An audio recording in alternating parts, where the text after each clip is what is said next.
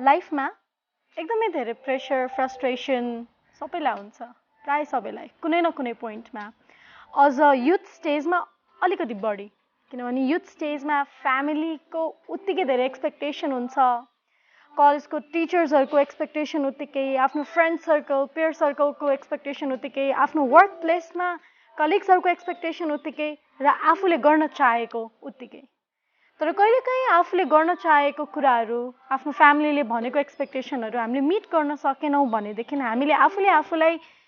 अरू कुनै पनि काम गर्न सक्दैनौँ म केहीको लागि पनि वर्दी छैन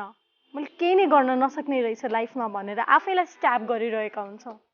र यो स्ट्याप यति लामो समयसम्म हामीले गरिदिइराखेका हुन्छौँ कहिलेकाहीँ हामी कोही अरूले हात दिएर हाम्रो हात नसमाउन्जेलसम्म उठ्न सक्दैनौँ यदि कसैलाई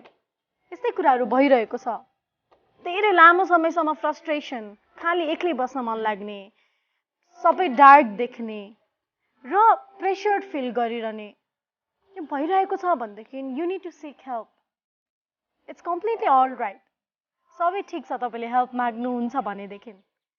हेल्प चाहिन्छ भनेर जाने मान्छेहरू विक होइन सबैभन्दा स्ट्रङ हुन्छन् किनभने उनीहरूले मलाई अहिले यो विकनेस छ र म यो विकनेस हटाउँछु भनेर च्यालेन्ज एक्सेप्ट गर्न सक्छन् मानसिक स्वास्थ्यलाई आफ्नो स्थानमा राख्नको लागि स्वच्छ बनाउनको लागि हामीले